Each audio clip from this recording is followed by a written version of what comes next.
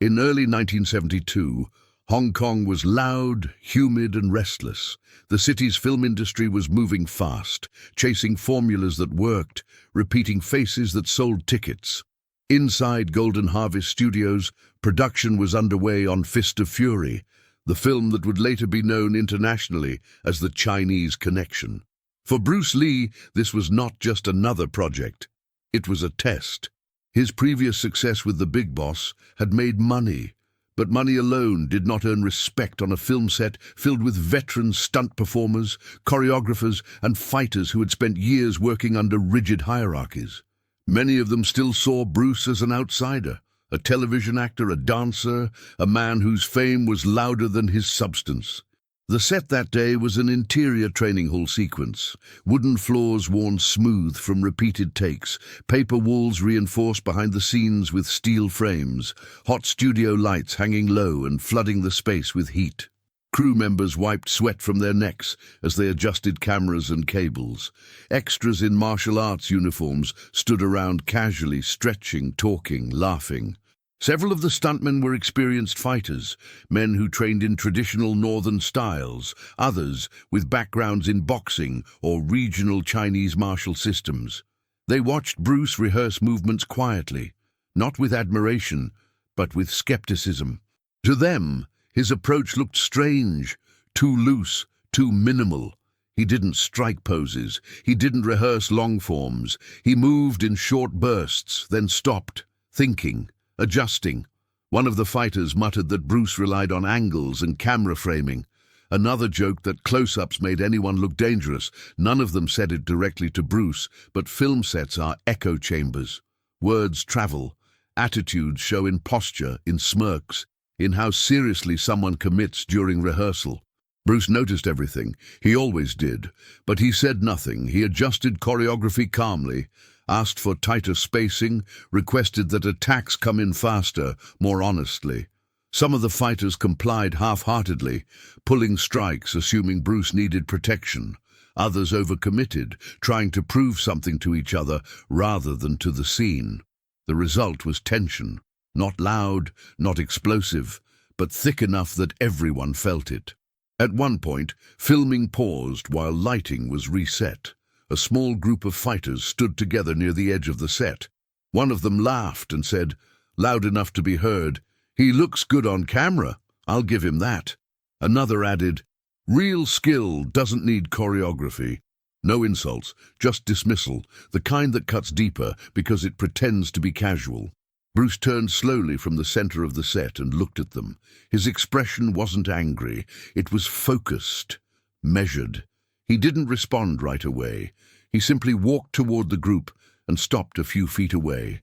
The chatter died instantly. He asked one question quietly without accusation. "Are you attacking me for the scene, or are you protecting me?" No one answered. Bruce nodded once, as if that silence confirmed something he already knew.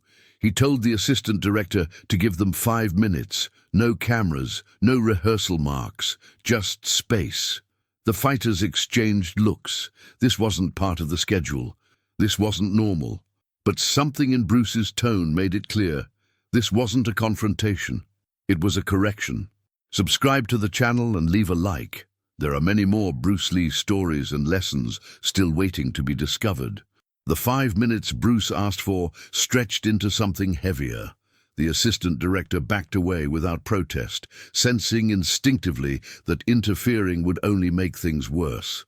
Crew members lingered at the edges of the set, pretending to check equipment while clearly watching. The fighters who had been talking moments earlier now stood straighter, more alert. This was no longer rehearsal. Whatever Bruce intended to do, it was meant to remove ambiguity. Bruce stepped back into the center of the training hall set and gestured to one of the men he recognized as the most vocal skeptic. The man was solid, mid-30s, thick forearms, the kind of build that came from years of conditioning rather than aesthetics. He had worked on dozens of productions and prided himself on being real, someone who didn't rely on illusion. Bruce didn't raise his voice. He simply said, "Attack me the way you would if this wasn't a movie." The phrasing mattered, but fast, not hard, honest. The fighter hesitated, then laughed nervously and stepped forward. He adopted a traditional stance, weight settled, hands raised. Others around him shifted positions unconsciously, creating space. The air changed. Bruce stood relaxed, hands low, body angled slightly, not squared up like a performer, but aligned like someone waiting rather than preparing. There was no countdown, no signal. The fighter moved when he decided to move. The first attack came sharp and direct, a straight punch meant to test distance. Bruce didn't retreat. He entered, not with force, but with timing so precise that the punch seemed to dissolve before it reached him. Bruce's forearm brushed the strike aside, not slapping, not blocking, guiding. Before the fighter could retract, Bruce's other hand was already in place, hovering inches from the man's throat. Not touching, just there, close enough to be undeniable. Bruce withdrew immediately and stepped back. No flourish, no explanation. The fighter blinked, confused, then tried again, faster this time, adding a follow-up.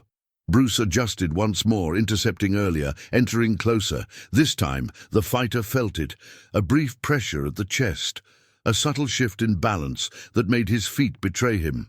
He stumbled half a step forward, catching himself before falling.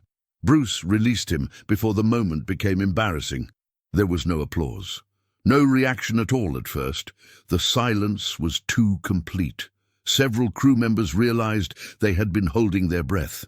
The fighters, watching each other, suddenly became very aware of where they stood. This wasn't dominance. It wasn't aggression, it was exposure. Bruce had not shown strength, he had shown control, and control is harder to dismiss than power. Bruce looked around the circle and spoke calmly, addressing everyone at once. "If you don't believe in what you're doing," he said, "the camera will always lie for you. But if you attack honestly, there's nothing for me to hide behind." He paused, letting that settle. Then he added, "I don't need you to believe in me. I need you to attack the way you would if I wasn't here." That was the moment the misunderstanding cracked. These men weren't watching an actor anymore. They were watching someone who was removing safety nets, physical and psychological, without ever raising his voice. The tension that had existed all morning didn't explode. It collapsed inward, replaced by something quieter and far more serious. Bruce clapped his hands once, softly. "Again," he said, "but this time don't miss." The second round felt different before it even began. The casual confidence the fighters had carried earlier was gone, replaced by something closer to caution. They spread out instinctively, not because Bruce asked them to, but because their bodies understood that crowding him carelessly was no longer an option. This time, two men stepped forward without being singled out. No jokes, no smirks, just intent. Bruce remained where he was, feet planted lightly on the worn wooden floor, shoulders loose, eyes attentive but calm. The set lights hummed overhead. Somewhere behind the cameras, a grip stopped adjusting a stand and simply watched. This wasn't scheduled, this wasn't rehearsed, and yet it felt more important than anything being filmed that day. One of the fighters attacked first, low and fast, trying to close distance aggressively. The second followed half a beat later, aiming high, attempting to overwhelm Bruce with pressure rather than precision. For a brief moment, it looked chaotic. Then it wasn't. Bruce shifted offline, not retreating but angling through the space between them. His movement was economical to the point of invisibility. No wasted steps, no exaggerated reactions. He redirected one man's momentum into the other, not by pushing, but by letting gravity and timing do the work. A shoulder bumped a chest, a foot clipped another foot, balance vanished. One fighter dropped to a knee, surprised more than hurt. The other stumbled sideways, arms flaring as he fought to stay upright. Bruce was already past them, turning as they tried to reset. A short, controlled motion of his hand stopped inches from one man's jaw. Another motion halted just before the ribs of the second. Two clean lines drawn in the air, neither completed. Bruce stepped back again, creating space as if to say the exchange was over. His breathing hadn't changed, his posture hadn't stiffened. The fighters looked at each other, then at Bruce, then down at the floor where they had lost control. No one spoke. The absence of contact made it worse. There were no bruises to blame, no pain to argue against, only the uncomfortable clarity that they hadn't been close. One of the men exhaled sharply and straightened up. "Again," he said, not defiantly but earnestly. Bruce nodded. This time, the attacks came slower, more deliberate, as if they were trying to understand rather than overpower. Bruce allowed them closer. He let hands touch his arms, let pressure build just enough to show what happened next. He flowed with it, redirecting, stepping, shifting weight, showing how structure collapsed when force met emptiness. The lesson was becoming obvious, even to those who had doubted him most. Bruce wasn't winning exchanges, he was ending assumptions. The belief that strength came from commitment alone, that aggression solved uncertainty, that choreography was what made him dangerous. None of that held up here. When Bruce finally raised his hand, signaling a stop, everyone froze instantly. No one questioned it. He looked around the set slowly, meeting eyes, not challenging, just acknowledging. "If you want me to slow down for the camera," he said, "I can do that. But if you want honesty, then give me honesty." That was all he said. No lecture, no philosophy, and somehow that made it heavier. From that moment on, no one pulled a strike during rehearsal. The shift carried into the rest of the day without anyone needing to announce it. When cameras came back up and the assistant director called positions, the fighters moved differently. Attacks came cleaner. Distance was respected. No one tried to embellish movements for the lens or soften timing out of caution. Bruce noticed immediately, not because things were louder or faster, but because they were truer. The choreography tightened. What had once felt like performance now felt like pressure being managed in real time. Between takes, the fighters gathered closer than before, not in opposition, but in observation. Questions replaced comments, not spoken aloud at first, but visible in how they watched Bruce warm up, how they tracked his foot placement, his breathing, the way his shoulders stayed loose even when the pace increased. One of the senior stuntmen, someone who had been quiet all morning, finally broke the silence. He asked Bruce why he never set his weight fully before moving. Bruce answered without stopping what he was doing. "Because if I commit early," he said, "I give you information you didn't earn." That sentence lingered.